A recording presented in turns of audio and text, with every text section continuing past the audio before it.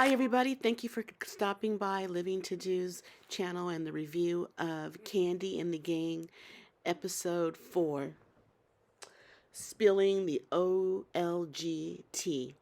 Before I get started, please like, subscribe to this channel, or like this video, subscribe to this channel. And find me on Fanbase, the new monetized app that is out. You can find me on Fanbase under the same name, Living To Do. So let's get started with this review. Interesting episode. The first scene we see, or one of the first scenes we see, is Patrick coming into the OLG restaurant with his girlfriend Safari, and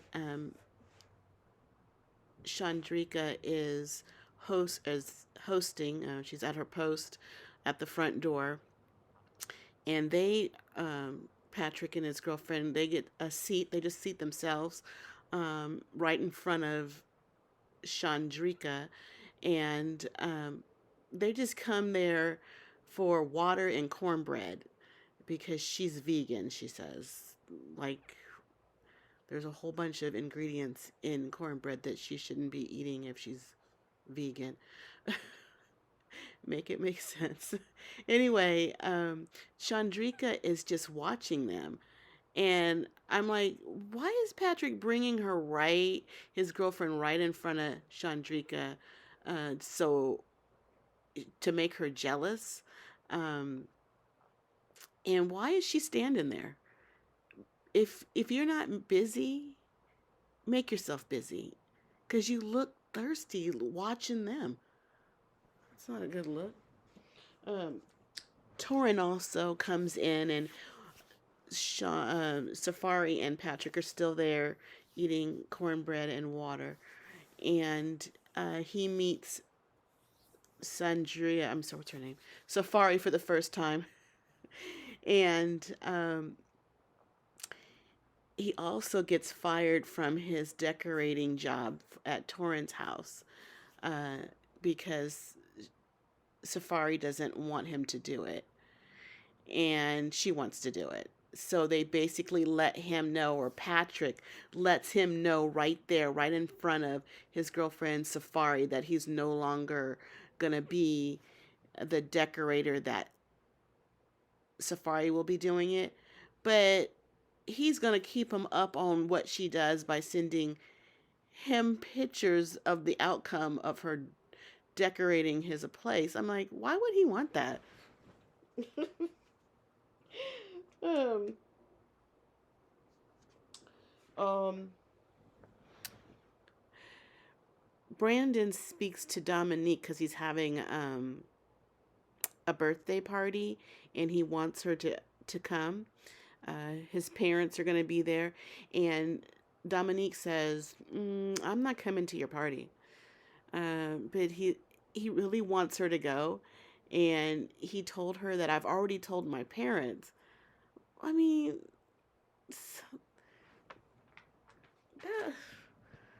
how serious are you about this girl?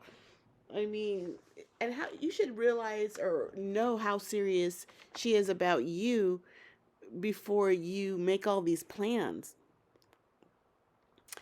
So what's going on at OLG is that Kandi and Todd are going to have um, a staff meeting, and they call it a town hall meeting, so they can talk to all of their staff without Philip to see how things are going. So Todd is there, and Kandi shows up, and she shows up in these short Daisy Dukes for the staff meeting. What kind of message does that send? I love Kandi to death, but it's real lax, and it sets the tone for these people thinking they can do similar things, or it's a very lax vibe, especially when you're having problems with people not doing their job and being too laxed. It seems like you should just tighten up a little bit. Let them know, that you mean business, and so you should look somewhat like business, um, and not, the after party look. Um, so at the staff meeting, everybody's there pretty much except Philip, because they think that the staff is going to talk about him. And Dominique's not there because, or Dom Unique is not there because she's in a dance class. But most of the staff's there, not just the TV staff, but there's other staff members sprinkled in on this staff meeting as well. And they start complaining about little things. One of the servers, he doesn't have these serving trays, but apparently it's it's in the building, but Brandon never uh, he didn't know about it to even give it to the staff. So he's just not aware of things. He's not on top of things. They got this one girl, Marie. She's complaining that the silverware is missing, that they have to use plastic silverware, plastic forks and knives for people to come in the restaurant. It's not like, I mean, I think it's a real restaurant where you would have silverware. If you have real plates, I guess you would have, I don't know. But if that's tacky. So someone's stealing the silverware there. I probably, it's not even the staff. It's probably the clientele. Um, Melvin, who is Candy's cousin, he does speak fondly of Philip. He likes him. He used to work with him at Blaze, so he has no problem with him. But everybody else has a problem. But he's just not well received there. Uh, Also, um, Patrick tried to out Chandrika, saying that she had spoken up about the place and she had a lot to say about the food being inconsistent with the taste. And, uh, you know, that is true maybe because she's getting that from the customers. So maybe it's not Chandrika complaining. She's getting a customer complaint and she maybe just passing it along. And if there's some truth to it, maybe you should fix it. Don't just harp on her for bringing it up. If it's a problem, and then address it. Of course, Chandrika gets defensive and she's kind of mean. There's another girl, Maria speaks up again. She just wants to know who is cleaning the menus.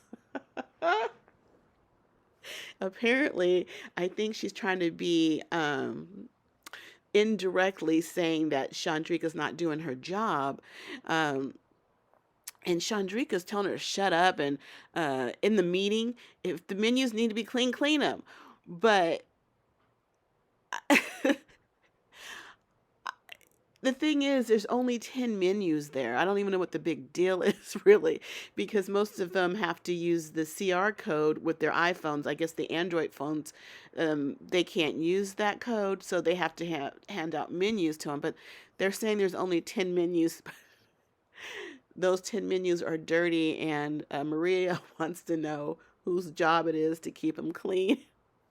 This is just everybody's complaining about other people. I believe Maria was indirectly complaining about Chandrika. Chandrika felt a certain type of way, so she told her to shut up. But Mama Joyce got in and she started talking about the managers not doing what they're supposed to be doing. She was actually she straight out, I think, said it was Brandon that was having a problem. And Bertha had a problem with Brandon. She said hello to Brandon. Brandon didn't say nothing. She said it'd be a cold day in hell before she speaks to him again. She's serious. Brandon tries to hug her. Kandi says, you know what we all need? We need a team building event, a team building day. It's like you heard crickets when she said that. These people don't want to be with each other after their allotted time at work. You don't own their time once they leave. They ain't trying to be with you after hours. I mean, you got some, but even then you're kind of paying them a check or some because they think they can get something from you, or some because they think you could put them on. But in most jobs, people want to go home. They don't need you to create their fun for them too. Anyway, going off on a tangent. Anyway, um, after the meeting, Patrick's outside doing his job, which is directing parking traffic. And Torin comes up to him, and he just confronts the issue that he felt a certain type of way. He was embarrassed the way he was fired from the decorating job in front of his girlfriend because he didn't know his girlfriend, Patrick's girlfriend, and he thought he maybe should have handled it better. Um, Patrick Patrick knows himself well. He says he's just whipped. You know, he at least he can admit it. He can admit to that. He's just too into this girl, and whatever she says goes. Torin, later says in the confessional that she has too much say in his life. Um, she's just doing too much. He wants to know about the housewarming party. So I guess after he talks to Torin, Patrick calls um, his girlfriend because he told Torin there's no party, but he called his girlfriend to see if there could be a party. She said no. We'd already talked about this. I don't feel comfortable, type of thing. No, no. So later, he, well, the thing is about him, he's calling her on the phone and he's whipped. He already said that, but he calls her my queen. It's over and over and over again. It's like, that's just a red flag to me. Um, I don't know. Later, he goes to his house and she's in his bed, and um, they go over a housewarming list because he wants to have her input. Maybe he's trying to ease her into thinking that this housewarming is okay with bringing her around all his friends, but she doesn't want his friends knowing where he lives. She doesn't want Torin there because she feels a certain type of way, bad energy between them when they met. But hell, he was being fired from a job.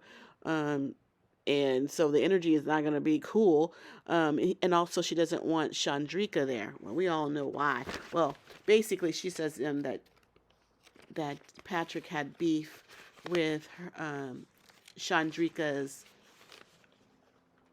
boyfriend June, but he used to go out with Chandrika. Why would you want his ex at his house? And why would he want her there? Unless he's trying to make her jealous. Um, so,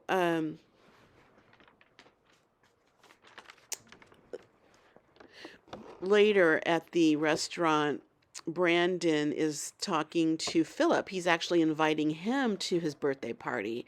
Seems like he's warming up to Philip a little bit. And he says the staff too. I don't know. Is that possible? um, Kandi, Don Juan, and Todd meet outside. They found, or Don Juan, he's been looking at the ring camera, and he sees Chandrika talking bad about Kandi and Todd, that they don't give a crap what's going on in the restaurant, and they have her saying it over again, talking to, looks like Brandon. And so Candy's looking at the tape or the film of this, the recording of this, and they're going to talk to her. They're going to pull her aside later and talk to her about what she said, but they're not going to mention that they saw it on the ring camera. They're just going to address what actually came out of her mouth. So later it is Brandon's birthday party, and his parents are there. He's Jamaican. We see Dom Unique, and Torin. She decides to come to the party, and they're riding, it looks like in a party van, just the two of them, to arrive at this party, which was interesting. Brandon introduced his parents to her, and the dad asked, "Oh, so is she your boss, or are you her boss? So who's the boss here?" Um, they both said, well, she said, "He's my boss," but then he turned around and said, "She's my boss." Like, oh my God, you got two whipped guys on this TV show about these girls. Um, so what did he tell his parents about Dom Unique? the way he's talking about her, all up on her, so excited that she came. Um, what did he say? Because they asked her what her last name is, and she says it's Dominique Varsity, which is a different last name, Varsity. And the dad goes, he mentioned Dominique Black. That, I guess that's their last name. What did you tell your parents about this girl that you're talking about changing last names? They just met her. Um, I don't think Dominique is ready for this. I think it's probably too much for her. Ease her into this. Um, at the same time, Patrick and Torin and Safari are talking, and um, Patrick's trying to explain that Safari is his person, and this is why he wants to do what she wants him to do, because he's in love with her, I guess. And Torin said in his confessionals, you do booties because she's a cosmetologist or does something with the skin. I don't know what she's doing, massages or something. He goes, you do booties, I do bedrooms. um, so he has to be happy with it, I guess, that he's no longer there. I can't wait till she sees the tape of him saying that, and I want to know what she thinks about that. So the last scene was Kandi and Todd. Todd is in the back of the restaurant, and Candy's in the restaurant, and she's getting Chandrika. She wants to talk to her outside in a meeting, just the three of them. And they sit her down, and they said, we heard what you said, that we don't give a crap about what's going on in our restaurant. And she wants to know who said it. So I guess we're going to have the last couple episodes, or at least the next episode, her searching out who said this when they don't realize they found it on a Ring camera. So she's probably going to go around accusing people. Who said it? Who said it? Because they want to fire her. Even Candy's on board to about maybe firing her. And they asked her straight out, do you want to be here? And it looked like she was going to get ready to cry. And that was the end of the scene. So they're going to have that team building exercise or event next week. Looks interesting. They have Mama Joyce crawling on the ground in some type of task they got to do, which is going to be interesting to have the 70-year-old woman on the ground. But that's it for now. This was a cute episode. Please like, share, and comment on this video, and subscribe to my channel. And you can also find me on Fanbase, the new monetized app that is out. You can find me on Fanbase under the same name, Living to Do. Thank you so much for listening. Goodbye.